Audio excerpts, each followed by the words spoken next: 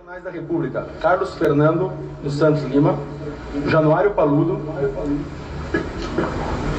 Antônio Carlos Welter, Isabel Vieira Groba, e os Procuradores da República: Robertson Posebon, Ataíde Ribeiro Costa, Júlio Mota Noronha, Jerusa Burman Biesili e Laura Tesler. Ainda registramos a presença da Procuradora-Chefe do Ministério Público Federal no Paraná, Paula Cristina Conte Itá. Também presentes o delegado da Polícia Federal e coordenador da Força Tarefa Lava Jato na Polícia Federal, Igor Romário de Paula e Roberto Leonel de Oliveira Lima, da Receita Federal. Passamos agora a palavra para o coordenador da Força Tarefa Lava Jato do Ministério Público Federal, Deltan Dallagnol, que conduzirá os trabalhos.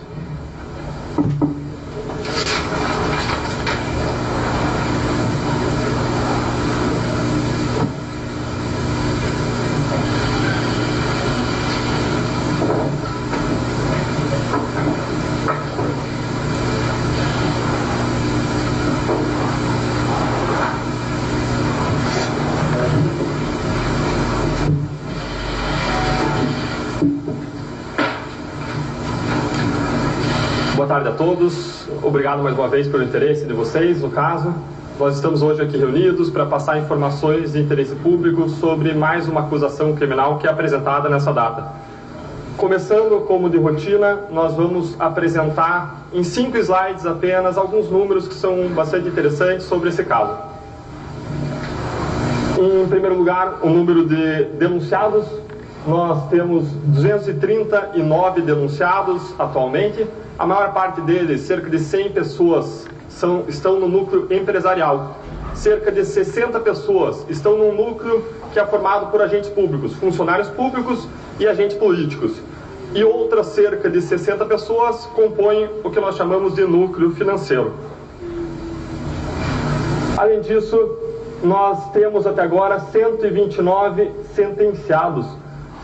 O percentual de condenações supera 82%. Não são todas as acusações que estão sentenciadas e mesmo em caso de absolvições, em diversos deles pendem apelações por parte do Ministério Público Federal. Outro dado interessante é que muitas vezes se diz que a Operação Lava Jato ela tem muitas pessoas presas, existem excessos no tocante à prisão. Nós trouxemos aqui algumas informações que mostram que esse dado não é verdadeiro. Quando nós tomamos em conta os mais de 200 acusados criminalmente, nós observamos que existe um pequeno número de denunciados presos. Nós temos aí 21 denunciados presos apenas. Quando nós olhamos os presos que ainda não sofreram sentenças, condenações criminais, o número é menor ainda. Nós temos 8 acusados presos sem sentença.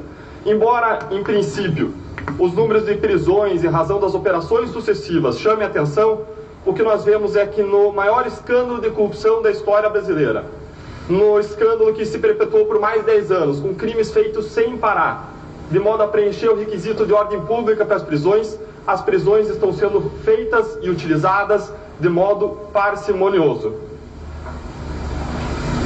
Um outro dado interessante é que do nosso total de 70 acordos de colaboração, a imensa maioria, 51, foram feitos com réus soltos e apenas 19 com réus presos. Nós temos um percentual de mais de 70% dos acordos de colaboração feitos com réus soltos, o que derruba por terra o argumento de que prisões são feitas para obter colaborações. Basta ver que as colaborações não são fruto primordialmente das prisões. Por fim, ainda no tocante a dados gerais da operação, é interessante observar que a Lava Jato tem sido criticada por excessos ou abusos. Normalmente essas críticas, elas são críticas absolutamente genéricas, que tornam até impossível alguma defesa por parte da operação. A questão é, se existe algum abuso, qual é o caso? Em que situação específica houve abuso? Qual é o abuso? Precisamos lembrar que nesse caso nós temos atuando provavelmente mais de 600 dos melhores advogados criminalistas do país. Advogados com amplos acessos a tribunais, com amplos recursos para defender os seus clientes, que levaram toda e cada uma das suas queixas aos diversos tribunais. E o resultado, os senhores veem aqui. Esse gráfico, ele sintetiza os resultados de 3 tribunais. Nós temos esses resultados também desmembrados por tribunais e nós disponibilizaremos depois a coletiva. O fato é que quando nós olhamos os resultados dos habeas corpus que foram impetrados contra as investigações, alegando supostos abusos, nós vemos que em mais de 95% deles foi legitimada a atuação do Ministério Público, da Polícia Federal, da Receita Federal e da Justiça Federal em primeira instância. É um dado significativo de legitimação da atuação em primeira instância. Quando nós olhamos os casos que foram revisados pela Justiça, nenhum deles denota um abuso evidente, nenhum deles denota um abuso significativo. O que nós temos de casos em que existe concessão do habeas corpus é, por exemplo, uma concessão para que as notificações pela vara criminal não sejam feitas por telefone, mas pessoalmente. Ou ainda um habeas corpus para que fosse aceita uma fiança de um determinado modo. Ou ainda a concessão de habeas corpus para evitar a transferência de determinados presos para o presídio federal, para que eles ficassem na carceragem da Polícia Federal. Isso mostra que as decisões dos tribunais, em números, nós temos aí mais de 450 decisões, legitimam a atuação da Lava Jato. A atuação da Lava Jato é técnica, é imparcial, é apartidária e é feita por agentes públicos que têm comprometimento com a Constituição, com as leis, com a sua consciência e com a sociedade.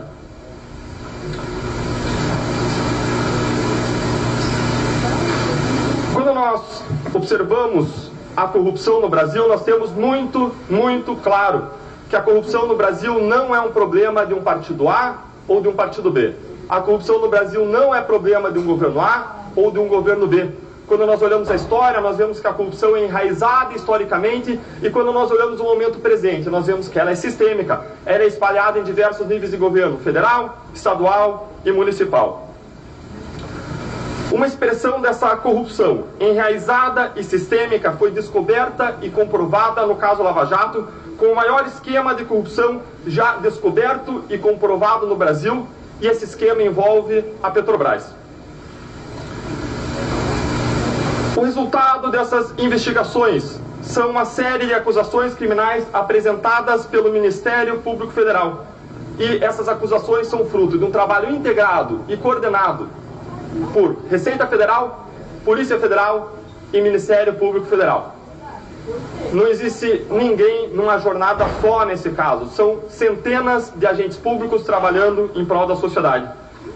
Todas essas apurações passaram por um processo de expansão horizontal nas diferentes diretorias da Petrobras e depois para outros órgãos públicos, e passaram também por um processo de expansão vertical, subindo até os principais articuladores desse esquema criminoso, chegando ao topo da hierarquia da organização criminosa.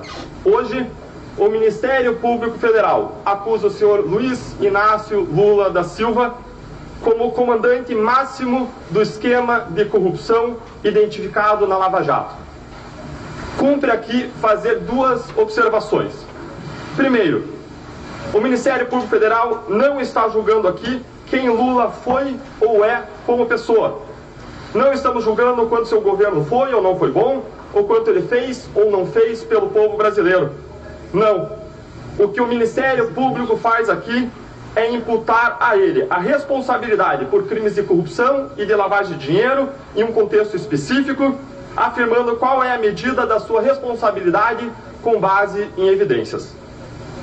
A mesma ressalva aqui se aplica em relação ao Partido dos Trabalhadores.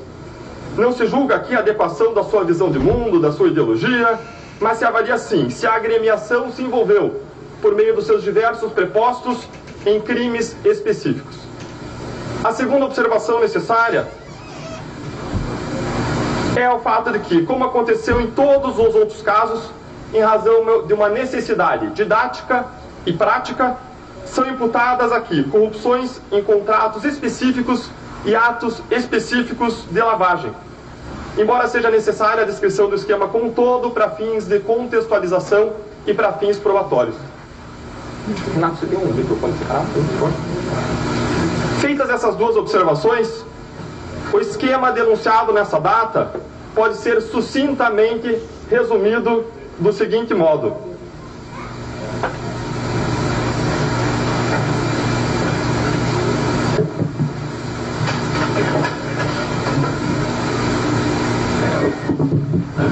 Basicamente, o que os senhores observam aqui é um esquema geral de corrupção instalada dentro da Petrobras, os moldes que os senhores já conhecem ao redor dessa figura. De um lado existem empreiteiras, como especificamente será objeto dessa denúncia a empreiteira chamada OAS. Do outro lado, os senhores encontram os funcionários públicos da Petrobras corrompidos na construção de duas refinarias específicas no caso dessa denúncia, a refinaria da RNEST e a da Repar, suportando a manutenção desses agentes públicos em suas funções, em seus cargos, estão políticos e partidos políticos, do Partido dos Trabalhadores, Partido Progressista e PMDB. Essas empreiteiras faziam o pagamento dos funcionários públicos e dos políticos por meio de operadores financeiros. Operadores financeiros como Alberto Youssef, que utilizou suas empresas Rigidez, RCI e MO Consultoria, o operador financeiro Mário Góes, que usou a empresa Rio Marine, e João Vacari Neto. Esse é o esquema de corrupção acusado nessa denúncia, envolvendo 3 contratos específicos da empreiteira OAS, que foram firmados nos âmbitos das refinarias Repar e RNEST, e que envolveram o pagamento de propinas para a diretoria de abastecimento e para a diretoria de serviços. Além do esquema de corrupção, é denunciado um esquema de lavagem de dinheiro envolvendo o ex-presidente Lula. O que se constatou foi o repasse de recursos a partir dessa empresa OAS para o ex-presidente Lula por meio de um upgrade de um apartamento, de um imóvel, um triplex em Guarujá, por meio da reforma desse triplex, por meio da decoração desse triplex e por meio de um contrato de armazenamento de bens pessoais, um contrato milionário firmado para armazenamento, um contrato falso firmado pela OAS como se os bens fossem dela e não do ex-presidente. Os valores das vantagens indevidas, os valores das propinas assim transmitidas para o ex-presidente Lula soma mais de 3 milhões de reais, como será explicado em detalhes em seguida.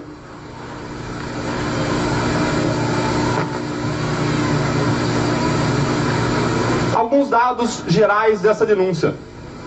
Essa denúncia envolve 8 denunciados, os senhores estão recebendo a lista desses denunciados, dentre eles o ex-presidente Lula e a ex-primeira-dama Marisa Letícia. Nós temos como crimes denunciados os crimes de corrupção ativa, corrupção passiva e de lavagem de dinheiro. O período dos crimes vai desde 2006 até 2016. O valor envolvido nesses crimes na corrupção é o valor de 87 milhões de reais e na lavagem de dinheiro 3,7 milhões de reais. Esse valor de lavagem de dinheiro corresponde a propinas pagas de modo dissimulado ao ex-presidente Lula. A nossa acusação, o nosso pedido perante o judiciário requer um confisco de valores no montante de 87 milhões de reais, assim como, adicionalmente, um valor de ressarcimento de 87 ou mais 87 milhões de reais. A empresa envolvida, nesse caso, é o Grupo OAS. Nós disponibilizaremos também esses slides, e nessa página os senhores veem uma distribuição das acusações por réus. Os réus estão aqui nas colunas verticais, e aqui nas colunas horizontais estão as acusações. Basicamente, em cima são as acusações de corrupção ativa e passiva, e se observa que quem é acusado por corrupção ativa e passiva são Lula, Léo Pinheiro e Agenor Medeiros. Léo Pinheiro e Agenor Medeiros na qualidade de executivos da empresa OAS. Por lavagem de dinheiro e entrega de valores de modo dissimulado em favor do ex-presidente Lula, nós temos acusados Lula, Marisa Letícia, Paulo Camoto, no caso da armazenagem, Léo Pinheiro e funcionários da empresa OAS, grandes executivos da empresa OAS, Paulo Godilho, Fábio Anamini e Roberto Moreira. Aqui a gente apresenta as penas relacionadas a esses crimes. A pena da corrupção vai com a causa de aumento, vai de 2 anos e 8 meses, essa é a pena mínima, a máxima é de 16 anos. A pena de corrupção passiva mínima é de 2 anos e 8 meses, a máxima é de 16 anos. E a pena da lavagem de dinheiro, com as causas de aumento de pena implicadas nesse caso, traz uma variação de pena de 4 anos da mínima e a máxima é de 16 anos e 6 meses.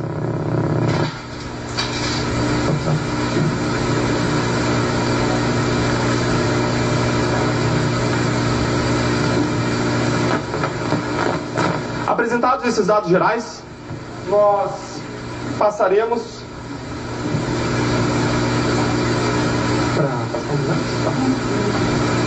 Obrigado. Ótimo, obrigado. Apresentados esses dados gerais, nós passaremos a apresentar o conjunto de evidências e de contexto que nos fazem concluir, para além de qualquer dúvida razoável, que Lula foi o comandante do esquema criminoso descoberto pela Lava Jato. Passamos então a montar uma espécie aqui de quebra-cabeças, um grande quebra-cabeça, com pelo menos 14 conjuntos de evidências, que se juntam e apontam para Lula como peça central da Lava Jato. Essas provas demonstram que Lula era o grande general, que comandou a realização e a continuidade da prática dos crimes, com poderes para determinar o funcionamento e, se quisesse, para determinar a sua interrupção. Nós abordaremos aqui um a um, em azul no slide, cada um dos 14 conjuntos de evidência. Nós começaremos revisitando o esquema criminoso em duas dimensões. Uma dimensão muito grande, pela qual o esquema é conhecido como Petrolão. E a outra dimensão gigantesca, maior do que muito grande, que muitas vezes passa despercebida pela sociedade e que nós chamaremos aqui de propinocracia, o governo regido pelas propinas. Primeiro, vamos relembrar o esquema identificado pela Lava Jato, que nós conhecemos como Petrolão. O que nós tínhamos de um lado eram grandes empreiteiras que se cartelizaram e de outro lado corromperam funcionários de alto escalão da Petrobras e os agentes políticos e partidos políticos que lhes davam sustentação. Entre eles, nós temos operadores financeiros que basicamente cuidavam para que as propinas pagas de um lado para outro lado, esse dinheiro sujo chegasse ao outro lado com uma aparência de dinheiro limpo. Esse é o esquema básico que nós identificamos no caso Petrolão. Esse mega esquema de corrupção nós podemos ver como algo estruturado em torno de diferentes núcleos. Existia no comando dessa pirâmide criminosa um núcleo político, o núcleo dos partidos políticos e políticos que determinavam que esse esquema acontecesse. Por que razão que os executivos de uma empresa como a Petrobras, que ganham mais de 100 mil reais por mês, se corrompiam? Ganância? Não. A resposta é que, se eles não se corrompessem, eles simplesmente não estariam lá. Eles eram indicados por partidos políticos para estarem lá, e se eles não aceitassem a propina, que era dividida com os partidos políticos, eles não ocupariam aqueles cargos. Por isso, no ápice dessa pirâmide criminosa está o núcleo político, e no centro desse núcleo político está o senhor Lula. Além desse núcleo político, existe o núcleo administrativo dos funcionários públicos, o núcleo empresarial dos grandes empresários que se relacionavam com os órgãos públicos e pagavam propinas, e o núcleo operacional de agentes financeiros, lavadores de dinheiro profissionais que propiciavam a lavagem de dinheiro desse esquema. Esse mega esquema de corrupção, em razão da sua dimensão, é perturbador. O valor da propina paga somou, no âmbito da Petrobras, 6,2 bilhões de reais. Mas ninguém paga a propina de graça, paga porque tem um benefício econômico. Por isso, o prejuízo é calculado, estimado, em até 42 bilhões de reais. Contudo, existem razões para que nós nos preocupemos mais ainda, porque as evidências apontam que o Petrolão era apenas uma parte de um quadro muito maior, que será aqui chamado de propinocracia, ou governo regido pelas propinas. Hoje, de fato, a Lava Jato investiga muito mais do que Petrolão. Aqui nós podemos ver uma representação gráfica do que nós chamamos de propinocracia. Muitas vezes a sociedade acredita que um presidente da República consegue governar o país sozinho, mas isso não é verdade. Para que o presidente consiga implantar o seu plano de governo, ele precisa aprovar projetos no Congresso. Para que ele consiga, por sua vez, aprovar projetos no Congresso, ele precisa ter uma maioria no Congresso, uma maioria parlamentar que é designada de base aliada. Por isso que o nosso sistema presidencialista é chamado de presidencialismo de coalizão, porque o presidente sozinho não faz nada. Ele precisa formar uma coalizão de partidos políticos e de agentes políticos que o apoiem e passem os seus projetos de lei no Congresso. O que a Lava Jato identificou é que A forma de se conseguir formar essa coalizão e de se alcançar a governabilidade, se alcançar um governo que funcionasse pela passagem dos projetos de lei, foi uma troca de favores, aquilo que a ciência política chama de quid pro quo. Os partidos políticos, em troca de apoio, exigiam funções públicas, exigiam que pessoas por eles indicadas assumissem determinados cargos públicos. De outro lado, o presidente da República aceitava aquelas indicações em troca de apoio político.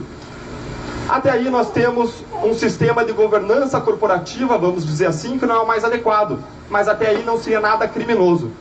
O problema é que o que se descobriu é que a disputa por funções públicas é o fato de que as indicações valem dinheiro, indicações valem propinas. Os apadrinhados políticos que assumiam os cargos públicos passariam a exercer sua influência junto aos particulares para arrecadar propina. Junto aos particulares que tinham relacionamentos ou contratos com aqueles órgãos públicos geridos pelos apadrinhados políticos, pelos indicados politicamente. Isso foi o que a Lava Jato constatou. O objetivo de arrecadar propina servia a 3 propósitos. Alcançar uma governabilidade... Pode voltar, por favor? Não pode voltar. Não pode voltar. Não tem no prefeito. Tem no prefeito? Não, ficou atrás.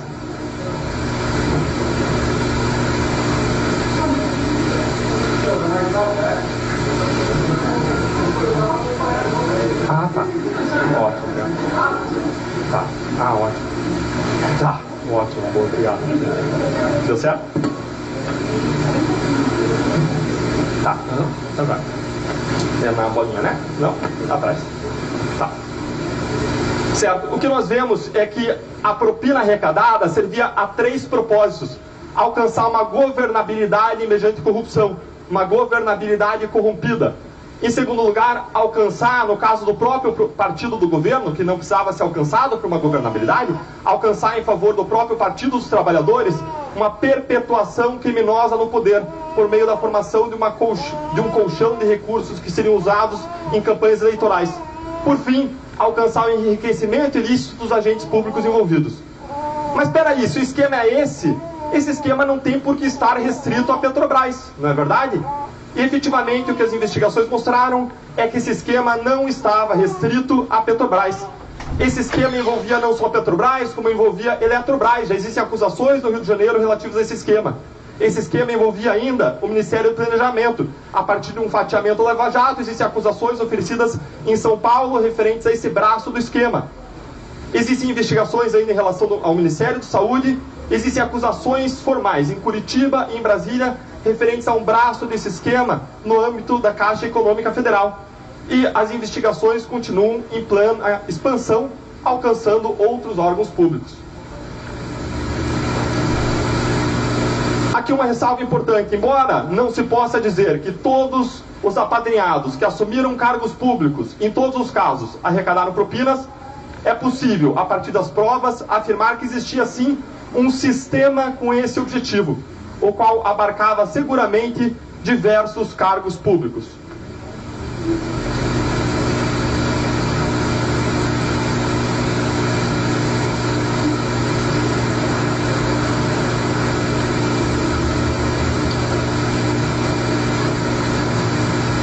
Quando se analisa esse esquema chamado de propinocracia, o que nós vemos é que esse esquema objetivava alcançar 3 fins.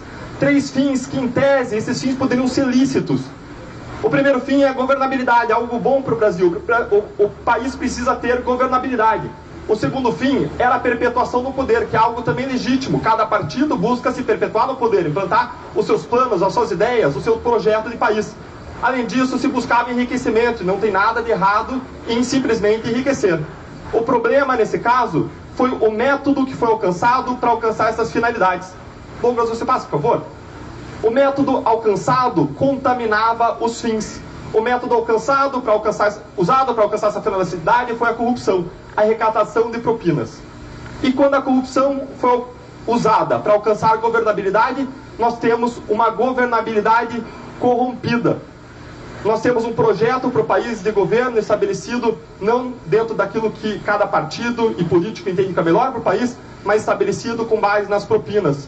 Daí propinocracia, é o governo regido pelas propinas.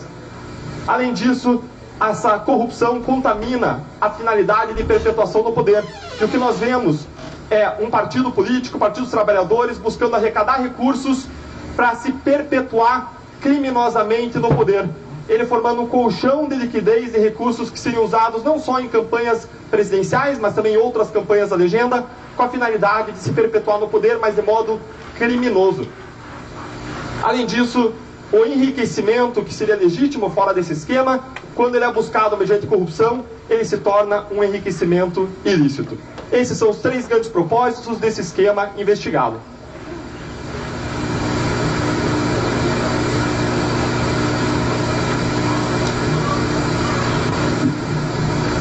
Analisando esses 2 esquemas que a Lava Jato identificou,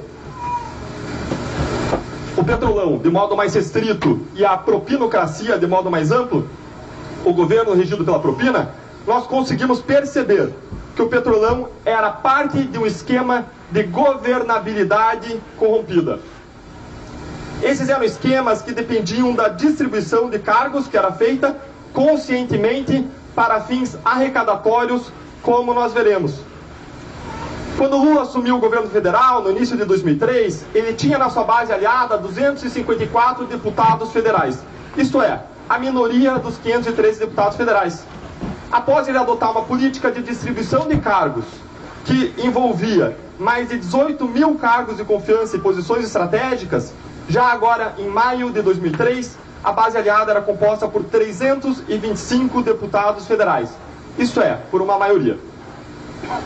Os próprios partidos progressista e PMDB eram adversários na campanha de 2002 e depois de um processo de articulação com a obtenção de cargos para fins arrecadatórios, eles foram trazidos para perto do governo. A distribuição de cargos aí envolveu o apadrinhamento de diretores da Petrobras, como Paulo Roberto Costa, apadrinhado pelo Partido Progressista, e como Sérgio Machado, apadrinhado pelo PMDB, os quais receberam propinas da Lava Jato em favor deles e desses partidos. Agora, quem tinha poder para distribuir, e efetivamente distribuiu cargos para fins arrecadatórios? Lula. Só o poder de decisão de Lula fazia estratégia de governabilidade corrompida viável. Lula estava no topo da pirâmide do poder, competindo em nomear os altos cargos da administração pública federal. Mais ainda, no período em que foi estruturado o esquema criminoso em detrimento da Petrobras, foi Lula que deu provimento aos altos cargos da administração pública federal. A título ilustrativo, após as eleições de 2002, Lula chegou a afirmar publicamente seu poder de comando, dizendo: se quiserem falar dos ministérios, não falem comigo, eu falarei com vocês. Nesse contexto, foi o Lula quem determinou o Conselho de Administração da Petrobras a nomeação de diretores da Petrobras para atender ao PT, ao PP e ao PMDB. Em depoimento perante a polícia, o próprio Lula reconheceu que escolheu os nomes dos diretores da Petrobras, os quais foram enviados ao Conselho de Administração da Petrobras para aprovação formal. Em outro depoimento policial, o próprio Lula afirmou saber que os nomes dos diretores eram frutos de acordos políticos. Assim, Renato Duque foi nomeado, em fevereiro de 2003, diretor de serviços da Petrobras, para atender aos interesses arrecadatórios do Partido dos Trabalhadores. Do mesmo modo, Paulo Roberto Costa foi nomeado, em maio de 2002, diretor de abastecimento da Petrobras, para atender aos interesses arrecadatórios do Partido Progressista, e mais tarde, a partir de 2006, quando a base aliada se estremeceu em razão do mensalão, ele passou a atender também os interesses arrecadatórios do PMDB. Igualmente, Nestor Cerveró foi nomeado, em janeiro de 2003, diretor internacional da Petrobras para atender aos interesses arrecadatórios do Partido dos Trabalhadores. Mas, mais tarde, quando foi necessário trazer o apoio do PMDB, em razão do enfraquecimento da base aliada acarretado pelo mensalão, Nestor Cerveró passou a atender também os interesses arrecadatórios do PMDB do Senado. Mais tarde, Nestor Cerveró foi substituído por Jorge Zelada, que foi nomeado em março de 2008 para atender aos interesses arrecadatórios do PMDB da Câmara dos Deputados. Lula nomeou diretores para atender interesses do PP e do PMDB. ou determinou ainda que esses diretores atendessem os interesses arrecadatórios desses partidos, a fim de angariar apoio dos partidos que inicialmente não compunham a sua base de governo, ou ainda para que eles se mantivessem dentro da sua base. Mais ainda, Lula nomeou esses diretores, como ficará claro ao final dessa nossa exposição, para que usassem os seus cargos para arrecadação de propinas, junto a empresários com contratos públicos, a fim de que fossem essas propinas distribuídas para funcionários públicos, políticos e partidos políticos. Sem o poder de decisão de Lula, esse esquema seria impossível. Em quarto lugar, nós precisamos adicionar a esse conjunto de informações e evidências que nós estamos analisando o fato de que esse esquema criminoso era movido também por integrantes do Partido dos Trabalhadores, o que determinava uma influência e liderança partidárias de Lula para que ele funcionasse. Essas lideranças e influência eram demandadas. Esse esquema não era apenas um esquema de governo, era também um esquema de partido político. De fato, a Lava Jato, como o Mensalão, não era apenas um esquema de governabilidade corrompida que demandava poder de decisão dentro do governo. Mensalão e Lava Jato foram esquemas gerenciados primordialmente pelo Partido dos Trabalhadores, que objetivava a sua perpetuação criminosa no poder.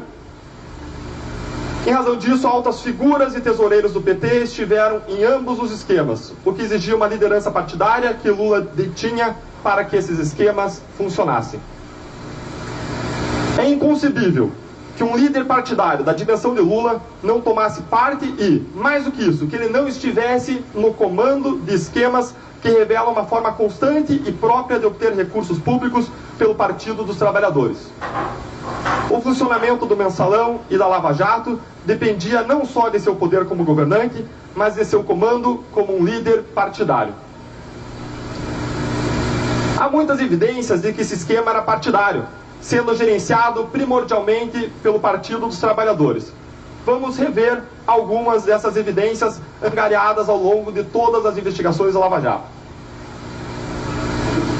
Em primeiro lugar, vários colaboradores, como Paulo Roberto Costa, Alberto Youssef, Pedro Barusco, Nestor Cerveró, Fernando Soares, revelaram a existência do esquema partidário que beneficiava o Partido dos Trabalhadores.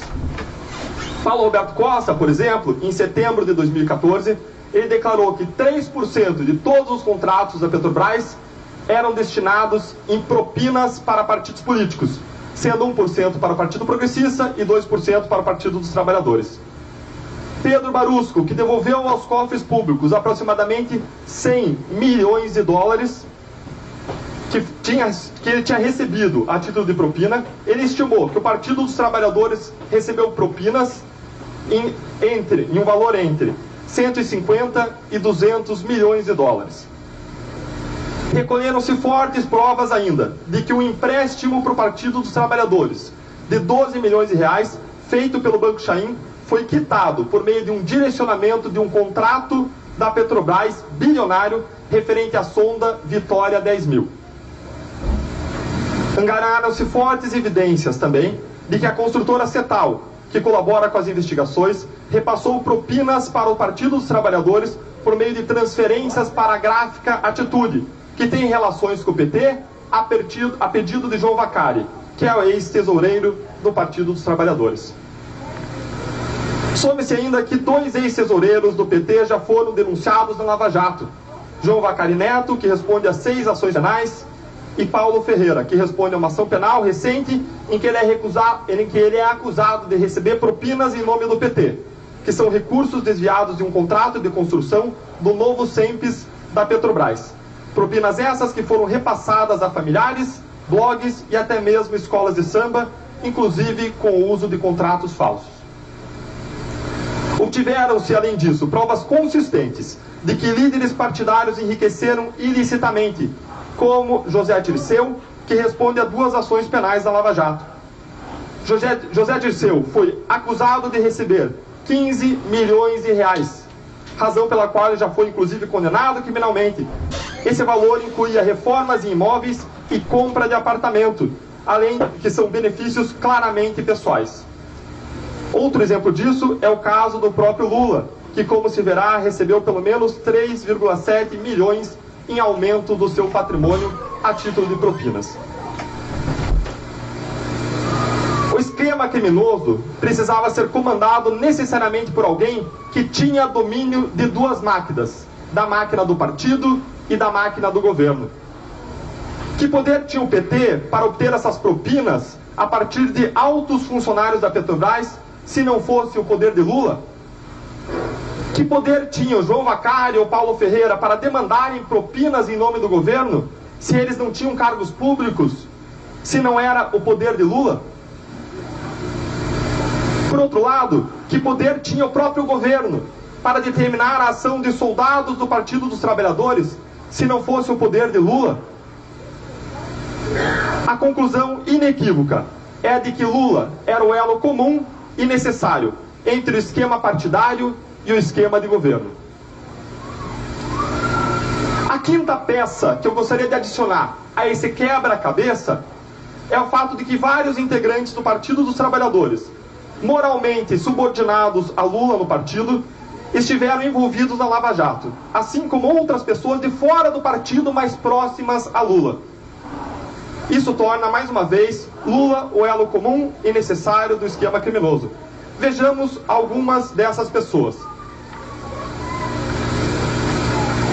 Seguindo aqui, a partir do círculo azul, em sentido horário, nós temos em primeiro lugar o José Dirceu, que foi acusado em 2 ações penais da Lava Jato e condenado em uma delas a mais de 23 anos de prisão. José Dirceu foi próximo a Lula por décadas, intercalando-se com ele na presidência do Partido dos Trabalhadores. Dirceu chegou a ser ministro da Casa Civil de Lula, tendo sido chamado de homem forte do governo, o número 2, ou ainda o braço direito de Lula. Em seguida nós temos os ex-tesoureiros do PT, Paulo Ferreira e João Vacari. O último deles responde a 6 ações penais na Lava Jato. Depois aparece João Santana, acusado por receber, em conta oculta no exterior, pagamentos com dinheiro de propina e por meio de contrato falso. João Santana foi marqueteiro do Partido dos Trabalhadores, especificamente das campanhas de Lula em 2006 e de Dilma em 2010 e 2014. O próximo nome da nossa lista é o de José Carlos Bunlai, agropecuarista descrito publicamente como alguém que tinha livre acesso ao gabinete de Lula. Ele foi acusado na Lava Jato por ser testa de ferro do Partido dos Trabalhadores no empréstimo de 12 milhões de reais que favoreceu esse partido e foi quitado com dinheiro público, com dinheiro da Petrobras. Nós temos ainda André Vargas, condenado na Lava Jato por receber dinheiro desviado de contratos de publicidade com a Caixa Econômica Federal. Ele foi vice-presidente e líder do PT na Câmara dos Deputados. Por fim, na qualidade de investigado e não de réu, aparece aqui o nome de José de Felipe Júnior, que é suspeito também de ter recebido propinas do esquema da Lava Jato. Ele foi tesoureiro da campanha de Lula em 2006 e é ex-presidente do Instituto Lula. Aqui, novamente, dentro desse quadro, o elo evidente de todas essas pessoas, inclusive pessoas de fora da estrutura partidária, como João Santana e Bunlai, é o comando do esquema por Luiz Inácio Lula da Silva. Lula também tinha uma relação conveniente, bastante próxima com os empreiteiros envolvidos na Lava Jato, embora não fossem amigos pessoais. Há registros de viagens suas com os executivos das empreiteiras e ainda apontamentos em aparelhos eletrônicos que mostram que os grandes empreiteiros, como Léo Pinheiro e Marcel Odebrecht, despachavam questões de seu interesse diretamente com Lula. Enfim, Lula é o elo comum essencial que conecta diversos personagens envolvidos na Lava Jato e que, com seu comando, tornou esse esquema possível e real. Em sexto lugar, nós precisamos compreender o mensalão, porque a análise do mensalão, em conjunto com a Lava Jato, apontará para Lula como comandante dos esquemas. Mensalão e Lava Jato são duas faces de uma mesma moeda.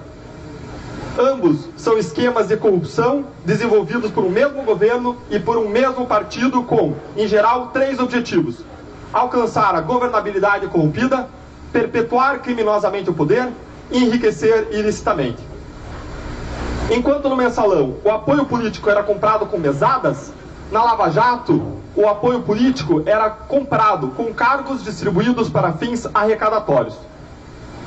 O mensalão foi um grande esquema de corrupção e desvio de dinheiro público e pagamento de propinas para líderes partidários do PP, PL, PTB, PMDB e do próprio PT, comandado por um núcleo político, chefiado por José Dirceu e outros 3 dirigentes partidários, José Genuíno, Delúbio Soares e Silvio Pereira, tudo segundo a acusação do Ministério Público Federal perante o Supremo Tribunal Federal.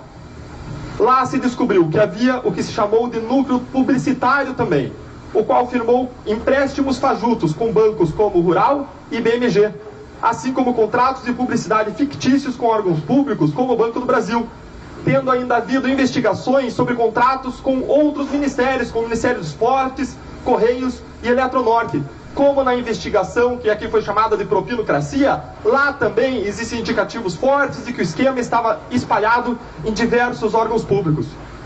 Esses contratos falsos geraram recursos a fim de pagar propinas em prol de uma governabilidade corrompida. O mensalão foi, assim, um esquema similar à Lava Jato de governabilidade corrompida, de perpetuação criminosa no poder e de enriquecimento ilícito que já foi comprovado perante o Supremo Tribunal Federal. Uma vez rememorado o esquema mensalão, é possível agora adicionar uma nova peça ao nosso quebra-cabeça, que é o fato de que foram acusadas e condenadas no mensalão também pessoas muito próximas a Lula, que orbitavam ao redor dele. De fato, vários integrantes do PT, incluindo dirigentes de partido, líderes de bancada e agentes públicos petistas do governo, foram denunciados no mensalão, como observamos nesse gráfico aqui que vocês veem, em que eu seguirei no sentido horário, a partir, novamente, do círculo azul. Primeiro nós temos aí José Dirceu, o braço direito de Lula, sobre o qual já se falou, o qual foi condenado no mensalão como líder do núcleo político, verdadeiro mentor do mensalão. Em seguida temos Delúbio Soares, o qual foi tesoureiro do PT e condenado também no mensalão. Depois aparece o nome de Silvio Pereira, o qual foi secretário-geral do PT. Acusado no mensalão, teve o seu processo condicionalmente suspenso, por isso não foi sentenciado. José Genuíno, por sua vez, foi presidente do PT e condenado no mensalão. O próximo, João Paulo Cunha, foi igualmente condenado no mensalão. O petista foi presidente da Câmara dos Deputados e fez parte da coordenação da campanha de Lula em 2002. Roberto Jefferson, presidente do PTB, foi condenado no mensalão. Líderes do PP, com o qual Lula se relacionava para garantir a governabilidade, como Pedro Corrêa, José Janene, Pedro Henry, João Genu, foram acusados no mensalão e aparecem novamente na Lava Jato. Valdemar Costa Neto foi presidente do PL e líder do partido na Câmara dos Deputados, tendo sido igualmente acusado no mensalão. Por fim, nós temos José Borba, líder do PMDB na Câmara, que também foi denunciado no mensalão. Assim, a relevância dessas pessoas para a governabilidade ou a proximidade delas a Lula, assim como seu envolvimento apontado por provas nos crimes, é mais um elemento que está a apontar para a centralidade de Lula nesse esquema criminoso. Aqui, fazendo parênteses, nós não estamos recuperando o caso mensalão para apontar se Lula deveria ou não ser acusado em razão desse esquema. Mas sim, nós invocamos esse esquema a título de mais uma peça probatória de um grande quebra-cabeça. Além disso, uma coisa é certa: depois do mensalão, Lula não pode mais alegar desconhecimento de um esquema tão semelhante. Um sistema que ocorreu diretamente sob os seus olhares mais diretos e envolvendo as pessoas a ele mais próximas. Dessa vez, Lula não pode dizer que não sabia de nada. O oitavo elemento que adicionamos a esse quebra-cabeça é o significado da continuidade do esquema criminoso do mensalão na modalidade petrolão, mesmo após a saída de José Dirceu do governo em 2005, o que não deixa outra hipótese, senão a de que Lula era o comandante do esquema. Como vimos, José Dirceu era o braço direito de Lula na época em que ele foi ministro-chefe da Casa Civil. Ele foi, nesse contexto, um grande articulador político. Ele ficou responsável por estruturar a base aliada pela distribuição de cargos. ele chegou a receber delegação de poder para dar provimento a cargos da alta administração pública federal, por meio do decreto número 4734 de 2003, embora a definição dos nomes e cargos estratégicos ou com disputa fosse decidida por Lula pessoalmente. José Dirceu foi apontado e condenado como líder político do Mensalão. Contudo, embora ele tenha saído do governo em 2005, o esquema continuou na forma de Petrolão. Isso deixa claro que o comandante do esquema não era José Dirceu, e sim alguém que estava acima de José Dirceu. Abaixo de José Dirceu não haveria capacidade de articulação para fazer esse esquema girar, porque dependia de nomeações para cargos que são feitos na cúpula do poder. Só havia a possibilidade de o comandante estar acima, e aí estava o verdadeiro maestro dessa orquestra criminosa, Lula. De fato, Mensalão e Lava Jato, como vimos, eram esquemas que dependiam de duas máquinas para girar. Uma máquina de governo, de distribuição de pessoas em cargos públicos e nomeações, e uma máquina de partido, em que integrantes do Partido dos Trabalhadores coletavam e administravam a propina. Lula era o elo comum e necessário para as duas máquinas que faziam o esquema rodar, a máquina do partido e a máquina do governo. Em nono lugar, o fato de Lula ser o único vértice comum do esquema de corrupção desenvolvido em vários órgãos públicos federais de modo idêntico, também mostra que ele era o seu real comandante. Realmente, Lula, além de ser o ponto em comum entre o governo e o partido, ele era o vértice dos vários órgãos públicos em que o esquema se disseminou. Vamos recuperar aquele diagnóstico que nós fizemos na Lava Jato da existência de algo que nós chamamos de propinocracia, ou governo mediante propinas, ou governo regido pelas propinas. Nesse diagnóstico da propinocracia, observa-se que o esquema se espalhou por vários órgãos públicos federais. O único vértice comum a esses esquemas todos era, sem sombra de dúvidas, Lula. Além desses órgãos, nós devemos lembrar que a Lava Jato e outras operações estão em plena expansão, como a Operação Turbulência, envolvendo a transposição do Rio São Francisco, ou a Operação Tabela Periódica, envolvendo a empresa Valec. Mais ainda, nós observamos que o esquema existia de modo bastante difuso na linha de diversos depoimentos. Prestaram declarações nesse sentido Delcídio do Amaral, Pedro Corrêa, Paulo Roberto Costa, Roberto Jefferson no Mensalão e Sérgio Machado, dizendo que esse esquema estava enraizado nos mais diversos órgãos públicos. Sérgio Machado chegou a dizer que a Petrobras é a madame mais honesta dos cabarés do Brasil. Roberto Jefferson, lá atrás no Mensalão, em depoimento, ele explicou que as diretorias e outros cargos relevantes na administração pública, resultantes da composição político-partidária, tinham a função de arrecadar dinheiro do próprio órgão público pela sistemática do desvio e superfaturamento, e também de pressionar empresas privadas que se relacionavam com esses órgãos a fazer, abre aspas, doações, fecha aspas. Embora esse esquema fosse imenso e difuso, sem dúvidas a Petrobras era a galinha dos ovos de ouro, porque ela chegou a responder por 75% dos investimentos federais em um determinado momento. Além disso, nesse mega esquema, a propinocracia, observa-se que as pessoas que ocupavam cargos menores no esquema eram substituíveis. Notem que o esquema continuou o mesmo depois da saída de José Dirceu em 2005. Percebam que o esquema continuou o mesmo, com a troca de diretor Nestor Cerveró por Jorge Zelada em 2008. Vejam que o esquema continuou o mesmo, apesar de terem se sucedido diferentes tesoureiros encarregados dentro do Partido dos Trabalhadores, como Delúbio Soares, no Mensalão, Paulo Ferreira e João Vacari, na Lava Jato. Isso tudo mostra, mais uma vez, que existia um vértice comum que comandava o esquema, o qual era, senão, Lula.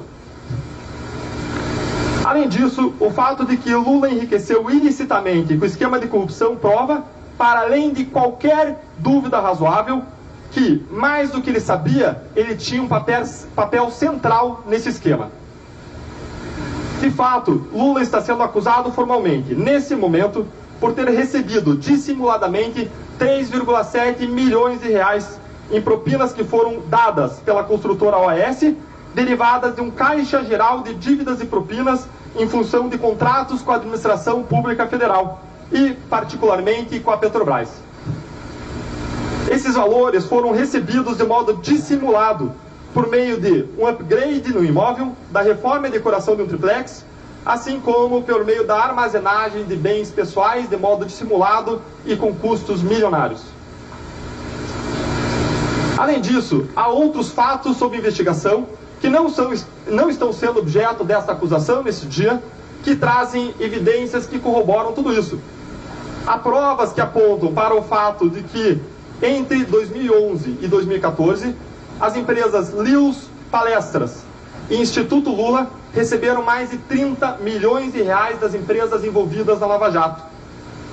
Isso é uma parcela significativa do total de ingressos dessas entidades no período, 55 milhões de reais. Some-se que, dos 30 milhões oriundos das empreiteiras, 7,5 milhões tiveram por destino Lula. Nesse ponto, em 11º lugar, já podemos concluir que o Partido dos Trabalhadores, e particularmente Lula, eram os maiores beneficiados nos esquemas criminosos de macrocorrupção no Brasil. Essa conclusão se extrai ao se analisar os esquemas do Mensalão e Petrolão, que eram parte de algo maior, que estamos chamando de propinocracia, o governo regido pelas propinas. Cumpre aqui nós lembrarmos que havia 3 objetivos no esquema de corrupção gigantesco comprovado. Em primeiro lugar, alcançar uma governabilidade corrompida. Em segundo lugar, obter uma perpetuação criminosa no poder. Em terceiro lugar, enriquecer ilicitamente. O que nós vemos é que Lula... Pode passar, Douglas, por favor?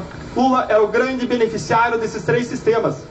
Governabilidade, e nós já abordamos esses 3 sistemas, são 3 balões azuis que nós já abordamos. Governabilidade, perpetuação criminosa no poder e enriquecimento ilícito. O que nós vemos é que, no tocante à governabilidade corrompida, Lula usou desse esquema para se tornar politicamente forte, o suficiente para manter e ampliar a base aliada. No tocante à perpetuação criminosa no poder, Lula tornou-se economicamente forte, o bastante para formar um colchão de recursos e ganhar eleições, além de beneficiar campanhas de outros candidatos da legenda. No tocante ao enriquecimento ilícito, nós vimos que, e veremos, que Lula teve acréscimos patrimoniais ilegais, oriundos de propinas, que foram repassadas de modo disfarçado.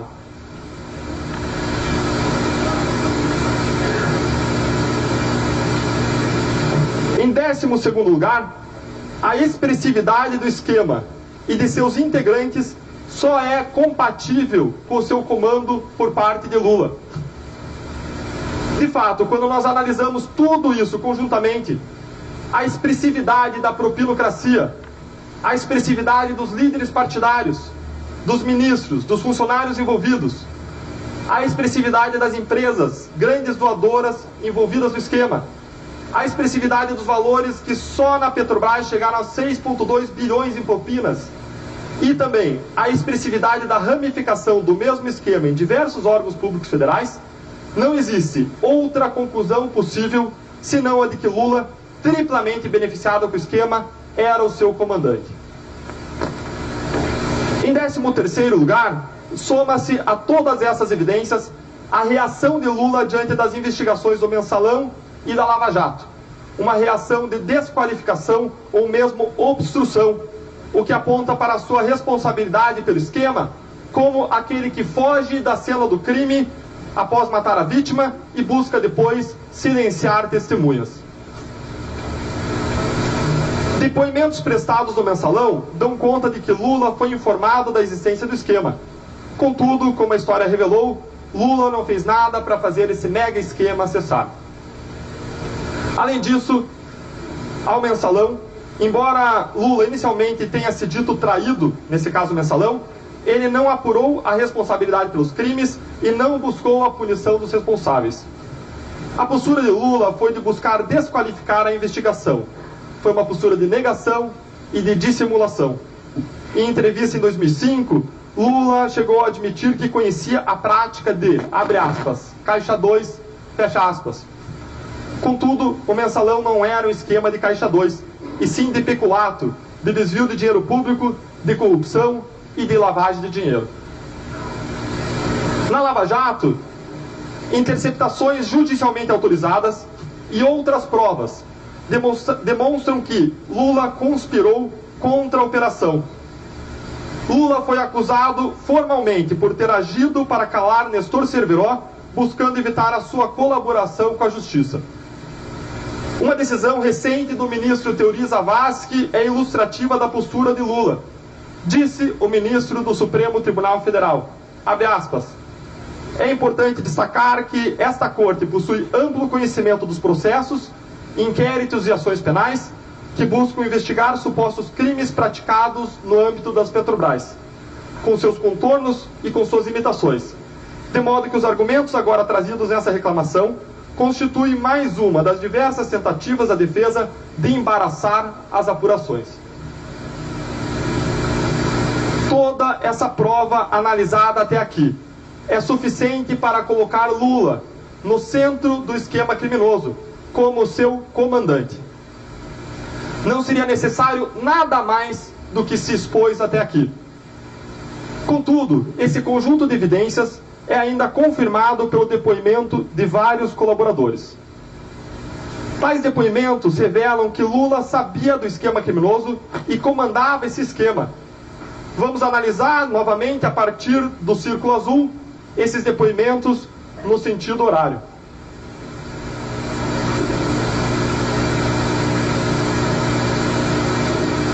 Primeiro, o deputado Pedro Correa, do Partido Progressista, em colaboração, afirmou que, após Lula assumir o governo em 2003, dentro do sistema de distribuição de tarefas que se instalou para angariar governabilidade, José Dirceu, na qualidade de articulador político, distribuía cargos que não eram estratégicos ou disputados. Em casos estratégicos ou disputados, quem dava a palavra era Lula pessoalmente. Era ele quem decidia. Pedro Correa narrou ainda que, em 2003 e 2004, houve uma série de tratativas para que a diretoria de abastecimento passasse a atender os interesses arrecadatórios do Partido Progressista. Contudo, o então diretor de abastecimento, Rogério Manso, negou-se a atender esses interesses arrecadatórios, dizendo que entendeu muito bem a ordem de José Dirceu, mas não foi nomeado para cumpri-la. Diante dessa negativa do então diretor de abastecimento, foi definida a sua substituição por Paulo Roberto Costa, o qual foi indicado pelo Partido Progressista e teve a concordância de José Dirceu e de Lula. Contudo, surgiu aí um problema.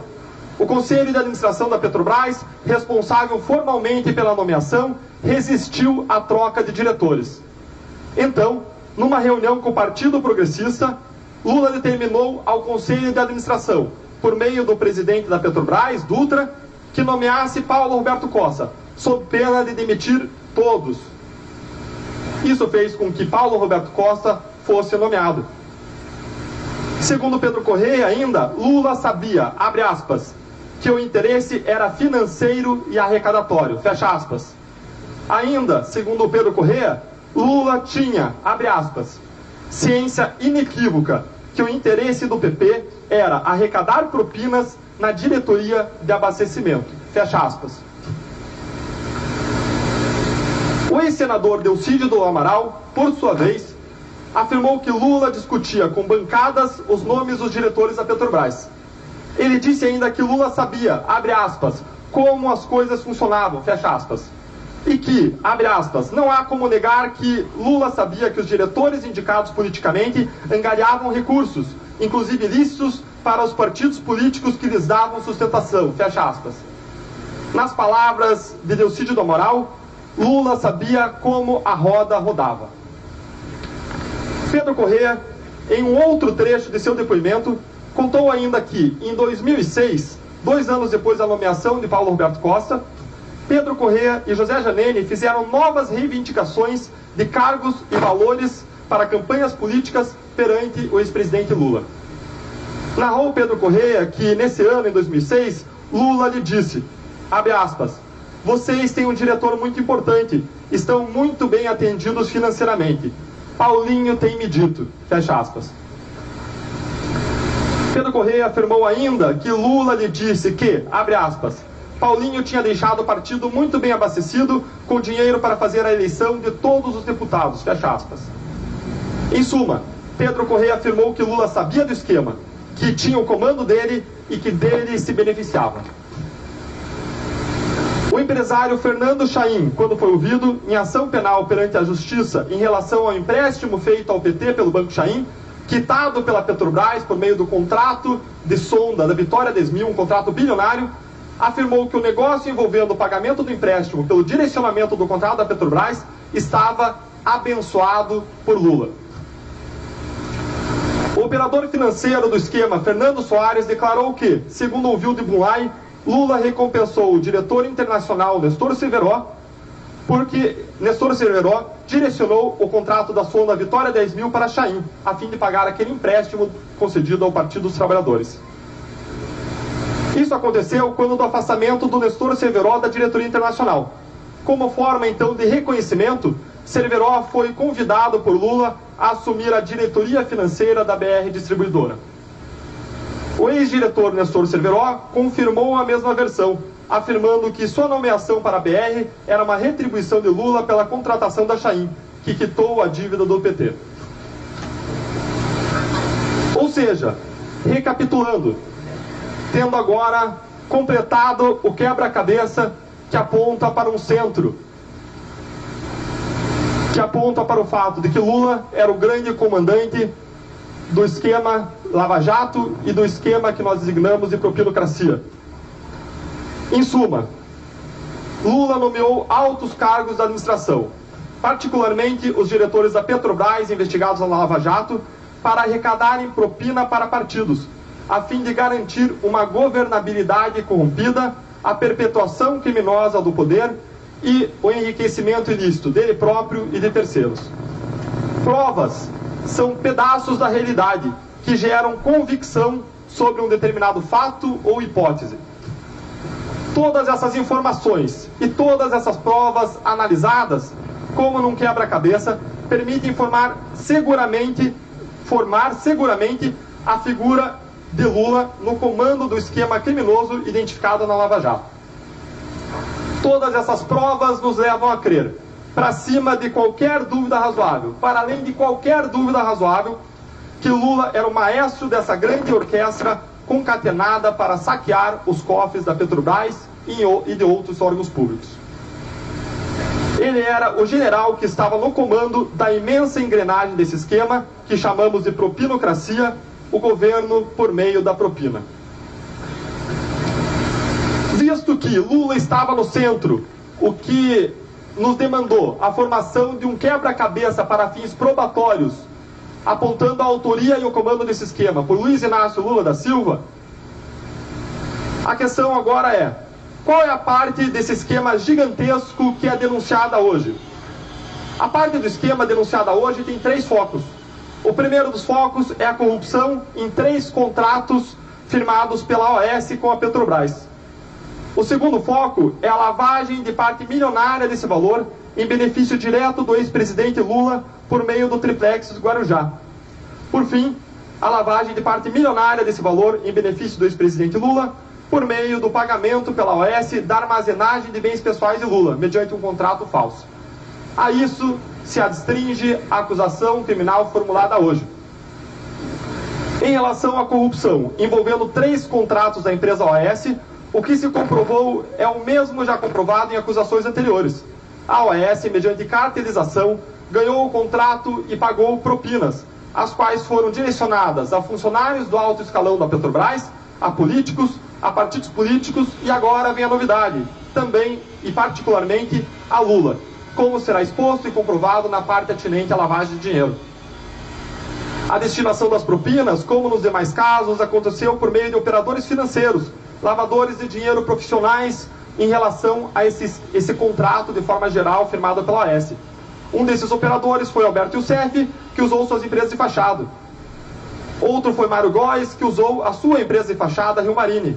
Por fim, um terceiro operador foi João Vacari Neto, que tinha uma ambivalência, pois ele atuava tanto no núcleo político, em prol do Partido dos Trabalhadores, como também como operador financeiro do Partido dos Trabalhadores. Em relação à corrupção envolvendo o ex-presidente Lula, deve-se observar que existia, em relação a altas figuras como ele e José Dirceu, um sistema que nós chamamos, essa denúncia, de caixa geral. Isso significa que não precisava ser acertado em cada obra um valor de propina certo, determinado para essas altas autoridades. As propinas, aliás, era a regra a partir de determinado momento na Petrobras, não precisavam mais sequer ser ajustadas. A empreiteira tinha sim que pagar um certo valor de propina, de cerca de 1% dos contratos para a diretoria de abastecimento e de cerca de 2% dos contratos para a diretoria de serviços, controlada pelo Partido dos Trabalhadores. Contudo, Lula, Dirceu, Vacari e outros integrantes do partido, os quais tinham controle sobre a distribuição desses valores, podiam sacar valores desse caixa geral. É um sistema, aliás, muito parecido com o que Alberto Youssef descreveu e gerenciou. Paulo Roberto Costa também confirma a existência desse partido no âmbito do Partido Progressista. Existia um caixa geral que era destinado a abastecer políticos do Partido Progressista. Por vezes eram feitos saques ou destinados determinados valores a políticos específicos, e esses valores eram deduzidos do total geral de propinas devidas por determinada empreiteira que fazia aquele pagamento. Os valores destinados aos integrantes do Partido dos Trabalhadores, como Lula e Dirceu, eram, no momento seguinte, deduzidos por João Vacari da dívida de propinas da respectiva empreiteira com o Partido dos Trabalhadores. Dito isso, eu passo a palavra aos colegas Robertson Pozobon e Júlio Noronha, que explicarão o esquema de lavagem de dinheiro, estruturado para que as propinas chegassem de modo disfarçado às mãos do senhor Luiz Inácio Lula da Silva.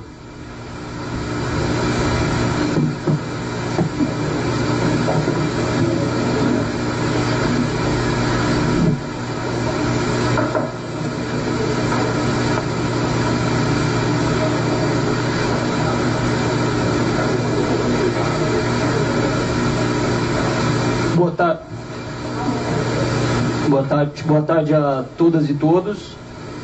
Como Deltan já explicou, temos um grande esquema criminoso que foi desvelado e, especificamente, a partir de agora, gostaríamos de relatar o capítulo ou os crimes de lavagem de dinheiro. Quando falamos em lavagem de dinheiro, devemos levar em consideração a expressão e dizer o que ela significa. Lavar dinheiro significa pegar dinheiro sujo, que é obtido mediante práticas criminosas, e transformá-lo por meio de meios variados, desde celebração de contratos falsos, utilização de laranjas, remessas de valores no exterior, em dinheiro limpo, passível de ser utilizado pelos próprios agentes criminosos. Então, quando falamos da lavagem de dinheiro nessa denúncia apresentada hoje, falamos da forma como a empreiteira OAS, ou o grupo OAS, transformou dinheiro sujo, que foi por eles auferido em contratos da Petrobras, em dinheiro limpo em benefício de Lula e de sua família. No caso aqui, devemos levar em consideração que esses atos de lavagem, eles se dividem em conjunto de atos de lavagem. Dois, basicamente, são os conjuntos de atos de lavagem que foram denunciados na data de hoje. O primeiro conjunto de atos de lavagem diz respeito à aquisição e posterior reforma e mobília de um apartamento, uma cobertura triplex no Guarujá, em São Paulo. O segundo conjunto de atos de lavagem diz respeito ao custeio com dinheiro sujo por parte da OAS do armazenamento de itens pessoais do ex-presidente Lula em um depósito em São Paulo.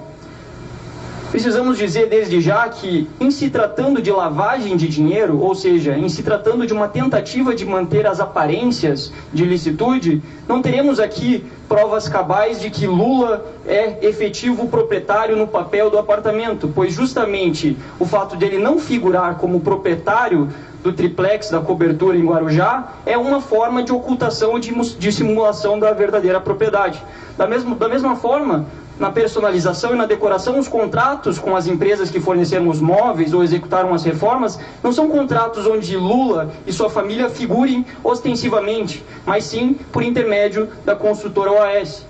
Além disso, na mudança acontece da mesma forma. O contrato de armazenamento daqueles bens do ex-presidente não foi um contrato que foi celebrado em seu nome, mas sim no nome de uma empreiteira que estava ali concedendo vantagens indevidas, lhe pagando propinas de forma lavada. Aqui, no caso do triplex, nós podemos dividir, a partir de agora vamos dividir, em 5 fases. Esses 3 conjuntos de atos de lavagem, na verdade, no tempo, se dividiram em 5 fases. A primeira fase foi o momento em que o empreendimento foi lançado pela Bancop, pela Cooperativa dos Bancários, Habitacional dos Bancários em São Paulo. Nesse momento, Marisa, Letícia e Lula adquirem a unidade 141 desse empreendimento, mas já vislumbram que gostariam de ser o proprietário de uma das melhores unidades daquele empreendimento, a cobertura triplex. No segundo momento, a Bancop transfere esse condomínio Marcantábrico para a OAS Empreendimentos. E é nesse momento em que a propriedade da cobertura triplex é transferida para Lula, Marisa, Letícia. No terceiro momento, esse empreendimento, em 2013, ele é concluído. E a partir daí passa a receber visitas do ex-presidente e de sua família. Num quarto e quinto momentos, e isso aconteceu já em 2014, esse apartamento passa a ser personalizado com bens, móveis, decoração, para atender os interesses da família do ex-presidente. Então falamos um pouco agora sobre esse primeiro momento, a primeira fase. O empreendimento ele foi lançado em maio de 2003. Se chamava Residencial Marcantábrico e era um condomínio de alto padrão no Guarujá. A previsão de conclusão do empreendimento era para o ano de 2006. Esse empreendimento ele possuía duas torres, uma chamada Nave e outra Gijon. Na torre Návia foi a torre cujo um dos apartamentos interessou a Marisa, Letícia e a Lula, mais especificamente o apartamento 141 dessa torre. E foi então que, em abril de 2005, Marisa Letícia firmou um contrato com a Bancop, um contrato no qual se comprometia a pagar as parcelas para a aquisição dessa unidade 141 do edifício Návia. O valor dessa unidade era um valor de R$ 195 mil à época, mas até aí não há nada de errado. Qualquer pessoa pode adquirir um apartamento de forma parcelada. Ocorre, contudo, que já nesse momento se revelava que a real intenção de Lula e Marisa Letícia não era adquirir esse apartamento. Como os senhores podem ver, ao longo da operação foram apreendidos documentos que passaram a infirmar, a contrariar essa evidência. Esses 3 documentos aqui retratados as 2 primeiras vias foram apreendidas na Bancop, na sede da cooperativa, e a terceira via na própria casa de Lula e Marisa Letícia. O que são esses documentos? Eles são justamente o canhoto em que se assina a proposta de adesão à unidade 141 do condomínio do edifício Návia, do condomínio Marcantábrico. E como os senhores podem notar, no ponto em que se indica a unidade do apartamento, consta uma rasura. Essa rasura, ela não chama atenção no primeiro momento, mas ela passa a causar dúvida. Esse documento foi submetido à análise pericial junto à Polícia Federal e se verificou que o número que estava sobreposto, ou seja, o número originário daquele documento, na verdade não era 141, mas sim 174. Mas espera aí, se a intenção lá no início era adquirir 141, por que se colocou antes 174? Qual seria? Será que já desde aquele momento o ex-presidente e sua esposa não gostariam de ter aquele apartamento? É interessante notar que nesse laudo, os peritos também constataram que a redação, a letra de quem preencheu 141 sobre 174 era a mesma. E também que não há evidências de que a tinta da caneta fosse diferente. Então, tudo isso indica que tenha sido preenchido na mesma ocasião. Isso por si só não levaria a uma conclusão peremptória, mas isso se torna ainda mais suspeito e indica a real intenção da aquisição com outro documento que foi encontrado ao longo da operação, que é essas 2 tabelas. Essas 2 tabelas foram apreendidas no curso da operação, na fase em que se cumpriam buscas na cooperativa Bancop, e elas trazem um status de todos os apartamentos daquele empreendimento no mês de dezembro de 2008, ou seja, no momento em que o apartamento ainda estava sob a tutela, sob a responsabilidade da Bancopp. Os senhores podem ver que nesses apartamentos há diversos nomes, ou seja, os proprietários daqueles apartamentos, e em outros existe a informação estoque. A única informação, ou seja, os apartamentos vendidos constavam o nome dos proprietários e nos demais constava como se tivesse apto para venda. O único apartamento que foge a essas observações é o apartamento 174, que os senhores vão notar, a informação está peremptória, vaga reservada. Vaga reservada porque aquele apartamento não tinha sido oferecido para venda para o público, porque estava reservado para Lula e Marisa Letícia. Isso por si só já nos mostra que havia uma reserva desse apartamento nesse momento, o que veio a se concretizar numa próxima etapa, que é o momento em que o apartamento 141, que vinha tendo suas parcelas pagas por Lula e Marisa Letícia, recebe um upgrade e se torna a cobertura, se torna o triplex 174. Então, Bancopp, a cooperativa vinha passando por uma crise financeira, e aí, por volta do ano de outubro do ano de 2009, o empreendimento foi transferido da Bancopp para o Grupo OAS, mais especificamente para a OAS Empreendimentos. E foi nesse momento em que ocorreram diversas mudanças. O condomínio que se chamava Mar Cantábrico virou Condomínio Solares. A torre que se chamava Edifício Naves virou Salinas. A cobertura 174 vira cobertura 164. O apartamento 141 vira apartamento 131. Mas qual foi a maior mudança? A maior mudança ocorreu no tocante ao apartamento 131 e a cobertura 174. Lula e Marisa Letícia, que vinham pagando as parcelas do apartamento 141 mais simples em dia, e isso pode ser constatado a partir da análise das informações bancárias e fiscais do casal, que foram afastadas por ordem judicial no âmbito da Operação Lava Jato, eles simplesmente pararam de efetuar pagamentos quando a OAS assumiu o empreendimento. Quando a OAS ficou responsável por finalizar o condomínio Solares, Lula e Marisa Letícia deixam de pagar as parcelas do apartamento 131, o antigo 141, e algo a mais acontece. Foi nesse momento em que, mediante ajustes com Léo Pinheiro e demais executivos da empresa OAS, eles recebem a cobertura em pagamento de propinas, de forma oculta ou dissimulada. Essa cobertura, ela tem um valor de cerca de 1,5 milhões de reais, e o valor que eles tinham pago, à época, atualizados ao longo de 2005 até 2009, tinha sido de cerca de 340 mil, ou seja, eles receberam nesse momento vantagens indevidas na ordem de 1 milhão e 100 mil reais.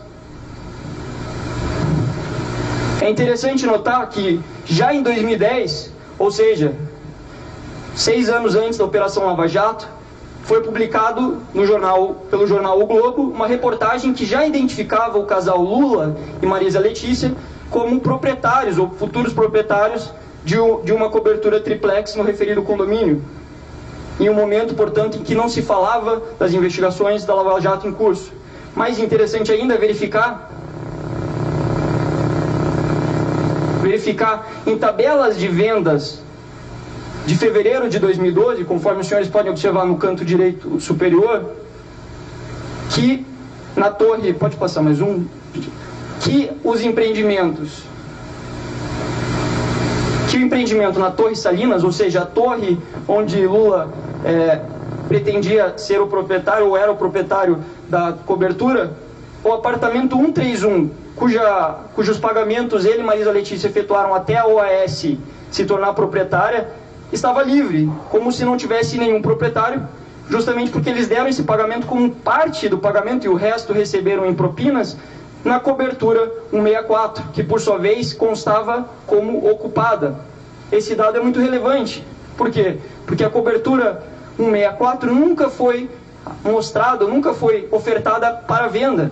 Já o apartamento 131, que era, teoricamente, conforme declarações de Marisa Letícia e Lula perante a Receita Federal, seria um apartamento deles, e ele estava aqui justamente previsto como um apartamento livre.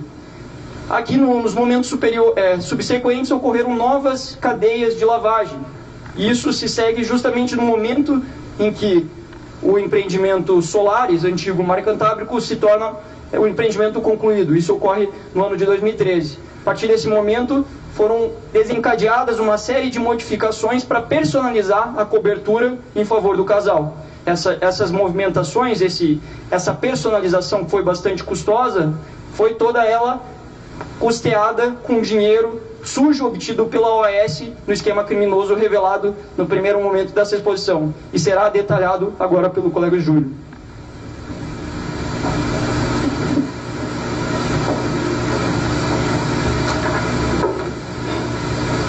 Boa tarde a todos.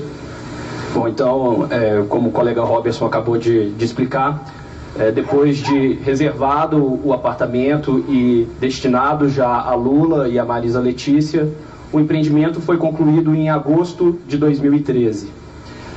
Logo em seguida, Léo Pinheiro e os outros executivos da OAS, como Fábio Ionamini e Roberto Moreira, já começaram a executar atos de personalização desse apartamento no interesse de Lula e de Marisa Letícia.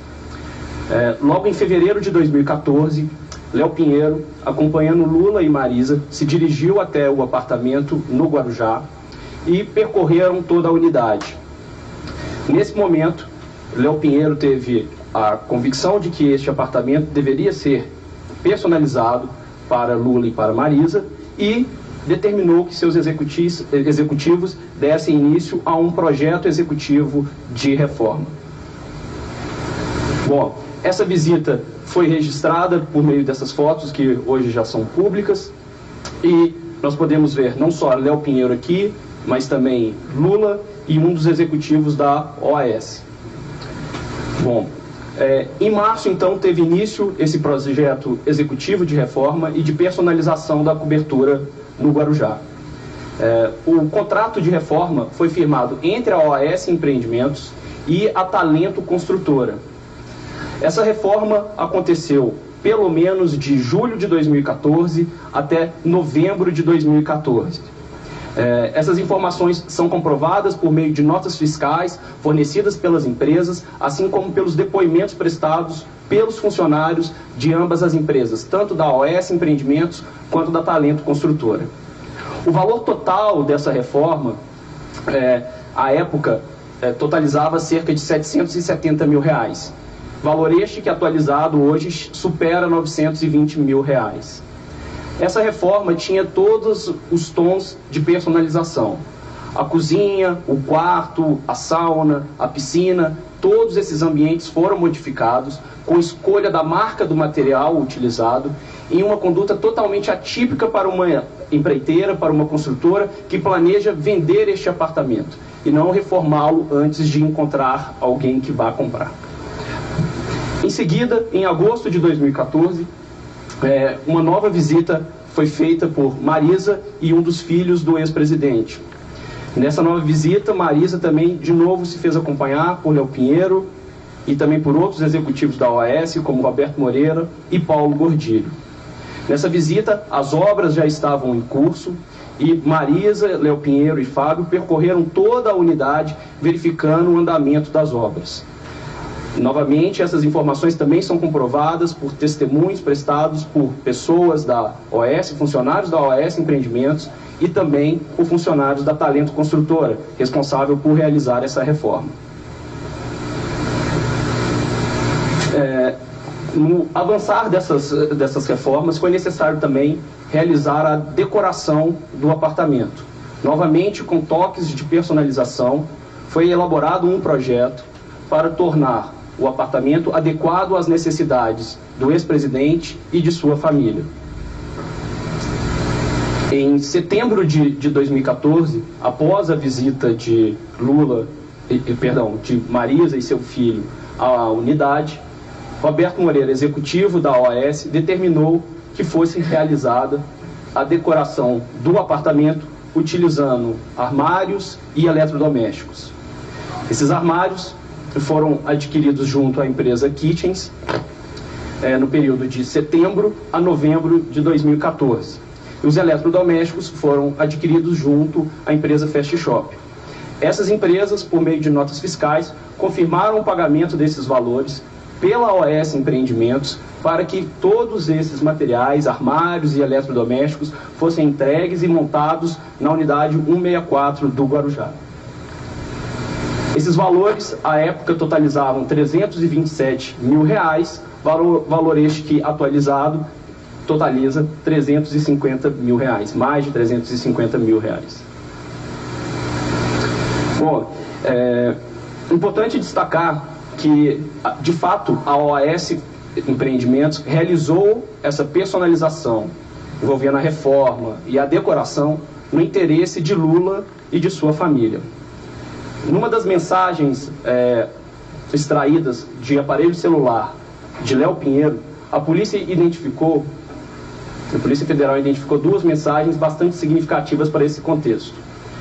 Em conversa entre Léo Pinheiro e Paulo Gordilho, nós vemos a confirmação de Léo Pinheiro para que fossem alocados como custos da OAS as reformas realizadas tanto no sítio em Atibaia quanto aquelas reformas realizadas no triplex no Guarujá. Mais do que isso, Léo Pinheiro indica a Paulo Gordilho, ou melhor dizendo, Paulo Gordilho indica a Léo Pinheiro que a aprovação do projeto da cozinha no sítio passaria por Fernando Bittar. No trecho aqui destacado, Paulo Gordilho diz: Dr. Léo, Fernando Bittar aprovou junto à Dama os projetos tanto do Guarujá quanto do sítio. Só a cozinha Kitchens completa pediram 149 mil. Empresa Kitchens, a mesma que realizou a montagem dos armários no apartamento no Guarujá.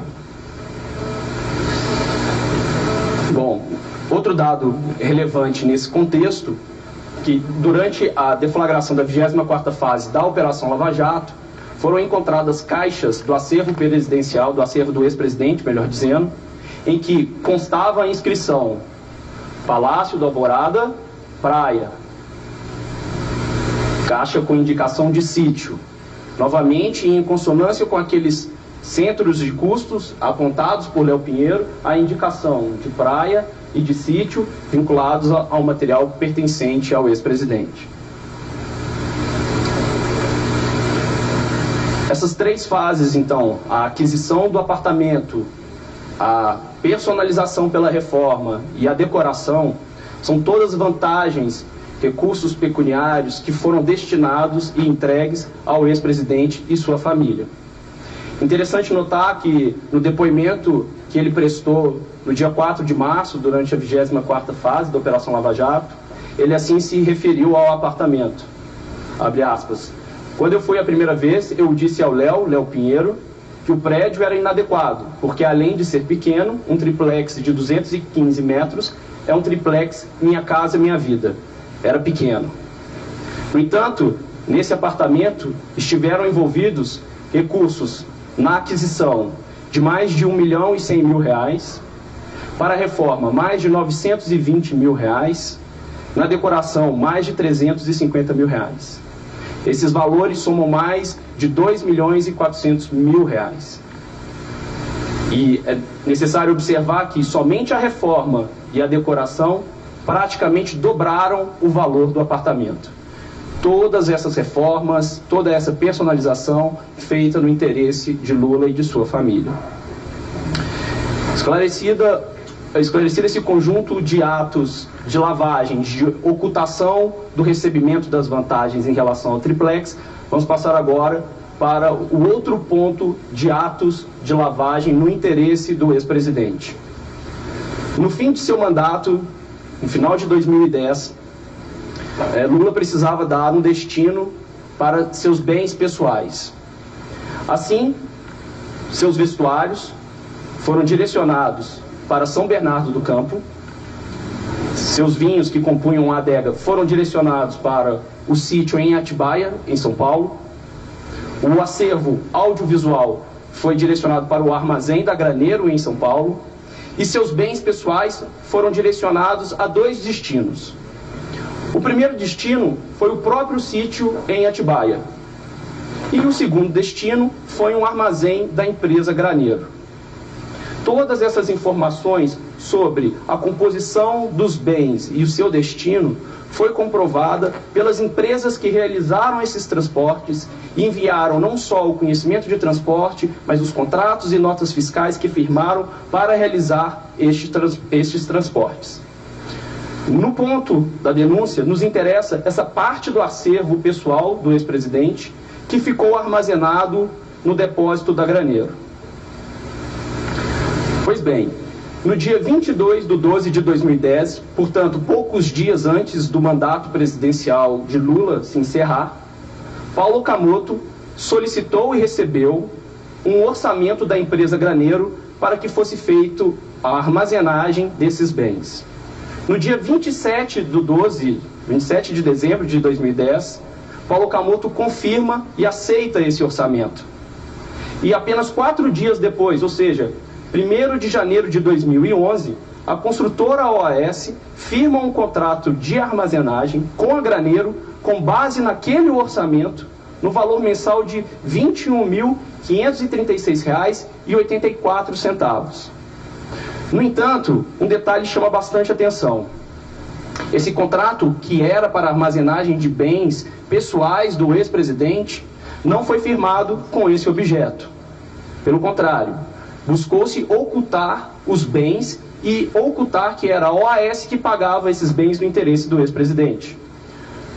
Conforme podemos ver na imagem a seguir, que é o contrato de armazenagem, o objeto diz que foram armazenados materiais de escritório pertencentes à construtora OAS. É um contrato ideologicamente falso, utilizado para armazenar bens pessoais do ex-presidente, com custo arcado pela construtora OAS. Bom, dando seguimento, firmado esse contrato, ele perdurou durante 5 anos.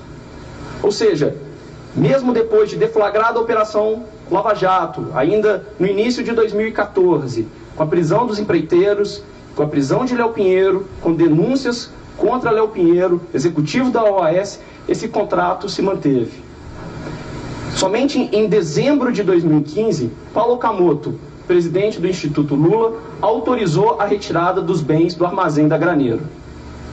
Assim, poucos dias depois, em janeiro de 2016, a construtora OAS rescindiu aquele contrato firmado com a Graneiro. Em seguida, Paulo Okamoto autorizou a retirada, a remoção desses bens, que eram bens do acervo pessoal do ex-presidente, para um depósito do Sindicato dos Metalúrgicos de São Bernardo do Campo. Interessante notar que nesse depósito é que foram encontradas aquelas caixas que há pouco mencionei, em que estavam escritas sítio e praia, e que se referiam aos bens pessoais do ex-presidente. Bom, como eu disse, essa armazenagem perdurou por mais de 5 anos, cerca de 61 meses, e ao longo desses 61 meses foram pagos R$ 21.536, que somados totalizam R$ 1.313.747. Este é o valor de mais uma das vantagens indevidas recebidas pelo ex-presidente, pagas pela construtora OAS.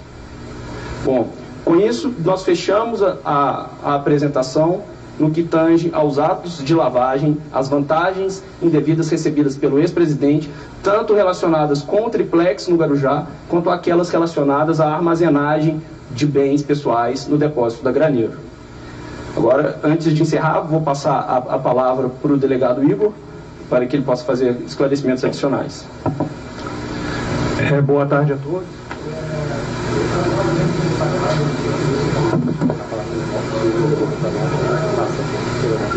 Eu queria destacar um ponto em específico. Nós estamos falando de investigações que foram concluídas nos últimos 3 meses, pouco mais de 3 meses, desde que a decisão final do Supremo permitiu o retorno para a primeira instância.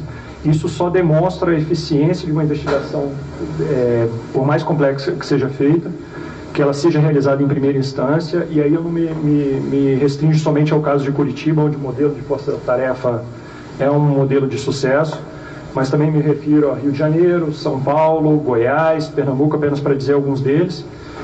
E é um exemplo de sucesso porque é um caso complexo, feito num prazo bem reduzido e ainda num contexto de muitas outras operações. Vamos aguardar, temos muitas coisas ainda pela frente, e em breve mais notícias aí com relação a essas investigações. Obrigado. Gostaríamos que também o colega da Receita Federal, Roberto Leonel, fizesse suas considerações.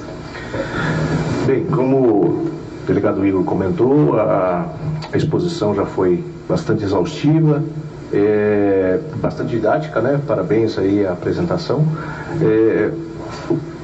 Queria só acrescentar rapidamente, o trabalho da Receita Federal, nesse caso, como em outros casos, é um trabalho que a gente desenvolve mais fortemente na parte de combate a enriquecimento ilícito, combate à corrupção. Né? Ninguém gosta de pagar imposto, né? Mais grave ainda é quando aquele imposto não reverte para a sociedade como um benefício na área de segurança, na área de educação, na área de saúde, e reverte, ao contrário, em benefício de alguns poucos agentes públicos, agentes políticos, empreiteiras cartelizadas, operadores que intermediaram valores, como foi apresentado hoje, e esses poucos, né, tudo recebem vantagens dissimuladas, e essas vantagens em detrimento da maioria da sociedade, do povo, né, como falou anteontem a ministra Carmen Lúcia na sua posse no STF. Né? Essa questão do combate à corrupção é importante que todos os órgãos se unam. E é isso que a nossa coordenação de pesquisa e investigação da Receita Federal e também a área de fiscalização da Receita Federal tem, nos últimos anos, tentado reforçar o trabalho conjunto com o Ministério Público e Polícia para o combate efetivo a enriquecimento ilícito, a desvio de recursos públicos, e que logicamente decorrerão atos ou atuações fiscais em decorrência, né, do enriquecimento e da sonegação de impostos, de recursos que ocorrem durante todo esse trajeto aí de pagamentos de vantagens de vidas, de simulações, etc. Então, agradeço aí a palavra e passo a palavra ao doutor Deltan. Obrigado, Roberto. Eu gostaria de ouvir do colega Robertson agora alguns comentários sobre o trabalho integrado entre o Ministério Público Federal, Polícia Federal e Receita Federal, nesse caso em específico. Aproveitando o gancho, eu acredito que é importante aqui ressaltar, como já fez o Igor, que esse modelo de atuação de proximidade, em que Ministério Público, Polícia, Receita trabalham diariamente, lado a lado, ele é a melhor forma de enfrentar esse macroesquema criminoso organizado. Poderia aqui elencar centenas ou milhares de exemplos onde isso aconteceu, mas nesse caso específico aqui que me vem à mente, por exemplo, desde o seu momento inicial em que as investigações envolveram um trabalho de campo, de procuradores regionais da República, pessoas que foram até o local onde esses fatos estavam acontecendo, em São Paulo, em todos os locais onde que se podia ouvir as testemunhas com contato direto, levantar novas testemunhas. A Receita esteve presente, a Receita, juntamente com a Polícia Federal, também se viu numa tarefa hercúlea por ocasião da deflagração da operação ostensiva, de organizar e viabilizar que dezenas de mandados de busca e apreensão fossem cumpridos sem prejuízo, sem divulgação antecipada de informações. Teve que viabilizar uma logística adequada para que a oitiva não oferecesse risco às próprias pessoas investigadas ou a outras pessoas que ali estavam convivendo.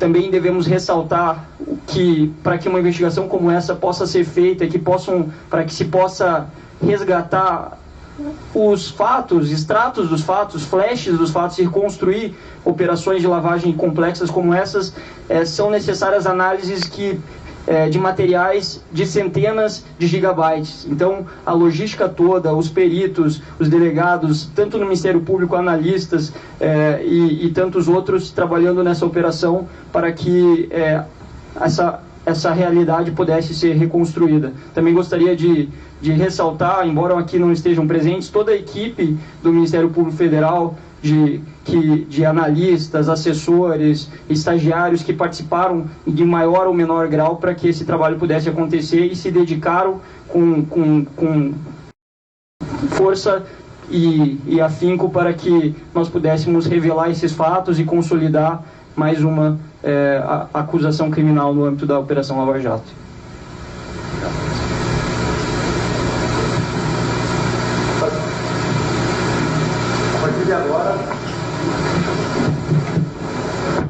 A partir de agora, os representantes do Ministério Público Federal, Receita Federal e Polícia Federal estão à disposição dos jornalistas para perguntas.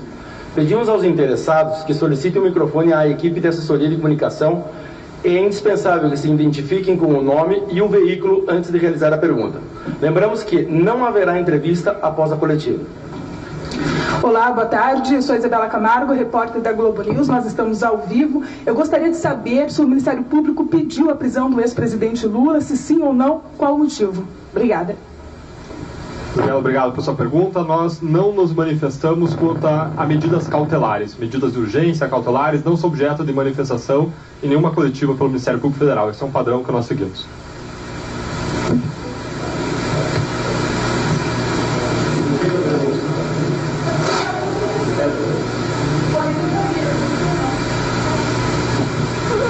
Infelizmente, em relação a medidas cautelares, o Ministério Público Federal não se manifesta, não antecipa conclusões, não antecipa juízos ou avaliações.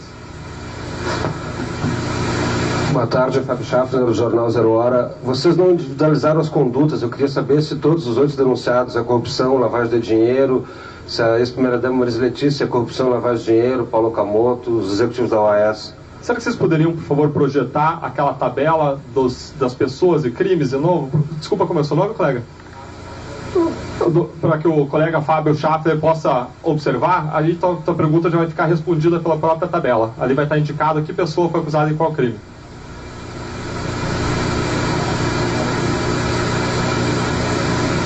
Esse material vai ser disponibilizado também, tá, Fábio?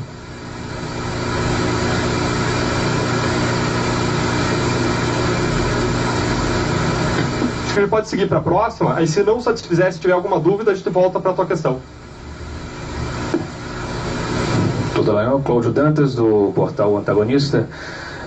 Não ficou muito claro na resposta que foi dada à colega, então eu retomo o assunto. O senhor, na sua apresentação, deixou muito claro que o Lula tentou obstruir a investigação, obstruir a Lava Jato em vários momentos.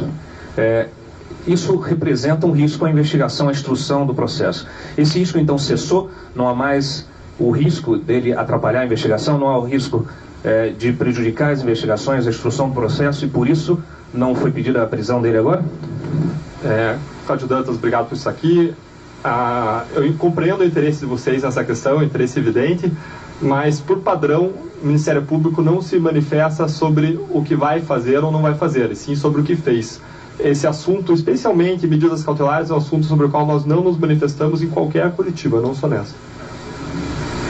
Nós não nos manifestamos nesse assunto de cautelares. Eu peço desculpas, mas é nosso padrão, é um padrão de manifestação nosso. Boa tarde, Rafael Neves, do Metro Jornal. Eu tenho só uma pergunta a esclarecer, que como é que se determinou que especificamente a contrapartida que gerou a aquisição do triplex, a decoração e tudo mais, foi por conta daqueles contratos da Rinest e da Repar? É só por conta das mensagens do Léo Pinheiro se referindo ao centro de custos específico, ou tem mais alguma evidência que ligue esses benefícios ilícitos específicos a essas obras da Petrobras? Rafael Neves. Interessante pergunta, Rafael. Os crimes de como o Deltan explicou em parte da sua exposição, os crimes de corrupção, de lavagem, de corrupção, de cartel, crimes tributários, crimes contra a ordem econômica e outros, eles são praticados foram praticados por essas empreiteiras, dentre as quais a OAS, e geraram a figura que convencionamos chamar aqui na denúncia de um caixa geral. Esse caixa geral é uma verdadeira poupança de recursos criminosos. Nela são aportados todos os valores ilícitos auferidos pela empreiteira, que por sua vez depois podem ter diferentes destinos.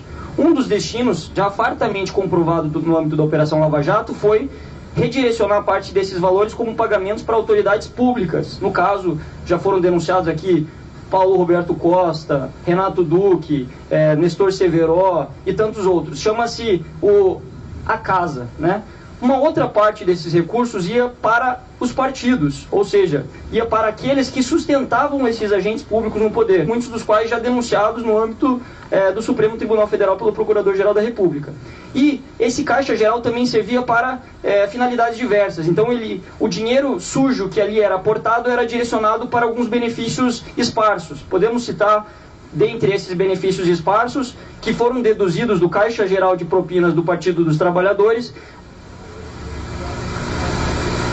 triplex e custear a manutenção da mudança. Agora, como podemos saber se esse recurso que foi aportado no Caixa Geral de Propinas da OAS no âmbito do Partido dos Trabalhadores foi aquele da Petrobras? A resposta é: a maior parte dos recursos ilícitos auferidos pela OAS no governo federal decorreram de contratos por ela celebrados no âmbito da Petrobras.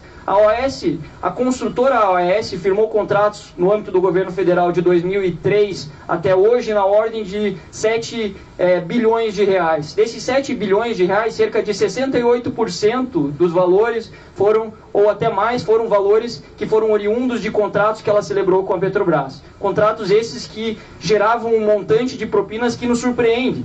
Temos aqui um estudo da Polícia Federal e outro estudo do Tribunal de Contas da União que estimaram que apenas nas diretorias de abastecimento e serviço da Petrobras, em decorrência do cartel e da corrupção, se gerou danos na ordem de 29 bilhões de reais no estudo do TCU e 42 bilhões de reais no estudo da Polícia Federal. Então, todo esse montante que foi para diversas empreiteiras, mas também a OAS, e foi parar no Caixa Geral do Partido dos Trabalhadores de Propina, foram utilizados para diversas finalidades, a reforma, a decoração e também a manutenção dos depósitos da Graneira. Oi, Sérgio Espanholo, da Reuters. Queria saber de vocês se vocês têm um posicionamento que a defesa do ex-presidente Lula disse mais cedo que essa denúncia teria motivação política para que ele não saísse candidato em 2018 à presidência, né? Queria saber a resposta de vocês sobre isso. Obrigado.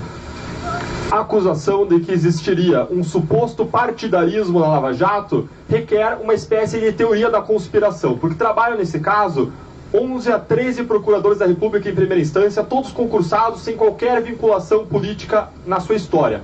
Além disso, dentro do Ministério Público, aqui são 50 procuradores da República e assessores, estagiários, apenas em primeira instância. Existe um outro tanto de agentes públicos na Polícia Federal, todos concursados, sem qualquer vinculação partidária, de diferentes origens e diferentes visões de mundo. Existe uma outra equipe numerosa na Receita Federal. Se nós formos somar ainda os funcionários que estão aplicados nesse caso, na Controladoria Geral da União, no Conselho Administrativo da Defesa Econômica, no Tribunal de Contas da União, são todo mais de 300 agentes públicos concursados atuando nesse caso. Dizer que todas essas pessoas de diferentes origens, sem qualquer vinculação partidária e concursadas, estão se unindo para prejudicar maliciosamente alguém, é construir uma teoria da conspiração sem qualquer base ou fundamento. Pelo contrário, num caso como esse, de tanta visibilidade, se qualquer desses agentes públicos pisar fora da linha, ele terá certamente a sua cabeça cortada por um órgão de corregedoria. Eu estou falando de pessoas que usam seus salários para sustentar suas famílias, para sustentar suas vidas. Nesse sentido, o que se espera é que as pessoas olhem pelos nossos olhos. Não faz qualquer sentido uma construção como essa. Aí a questão que vem é, por que então a Lava Jato, até este presente momento, chegou mais aos esquemas envolvendo Partido dos Trabalhadores, PMDB e Partido Progressista? Porque aquele esquema que nós escrevemos de governabilidade era um esquema do governo federal, e o governo federal apenas ia colocar nos cargos chaves que geravam propinas pessoas vinculadas à sua base aliada, justamente porque eles arregimentavam a base aliada pela concessão de cargos. Então você não vai encontrar nenhuma pessoa, desde 2002, desde o final de 2002, nos grandes cargos públicos federais de partidos da oposição. Isso é impossível. Você vai encontrar, sim, pessoas vinculadas a PT, PP e PMDB, que eram os partidos que dominavam os cargos que geravam propinas dentro da Petrobras. Porque o centro desse esquema original foi Petrolão, o esquema está centrado nessas diretorias. O que pode acontecer a partir de um determinado momento em que construtoras vierem colaborar é surgirem evidências de crimes praticados em governos federais. Isso tende a acontecer no futuro, mas em razão de uma decisão do Supremo Tribunal Federal de fatiamento das investigações, essas outras investigações tendem a não ficar na força-tarefa de Curitiba. Mas nós nos comprometemos, e esse é o compromisso que nós temos dentro de uma investigação que é técnica, imparcial e apartidária, a aplicar todos os nossos esforços para que todas as pessoas que praticaram corrupção, todos os responsáveis sejam punidos na forma da lei.